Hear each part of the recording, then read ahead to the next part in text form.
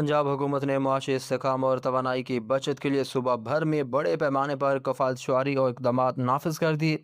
वज़ीर आला मरीम नवाज़ की हिदायत पर जारी होने वाले नोटिफिकेशन के मुताबिक अब लाहौर समेत तमाम अजला में दुकानें, मार्केटें और शॉपिंग मॉल्स रात 8 बजे बंद कर दिए जाएंगे, जबकि शादी हॉल्स और रेस्टोरेंट्स के लिए रात 10 बजे का वक्त मुकर्रर किया गया।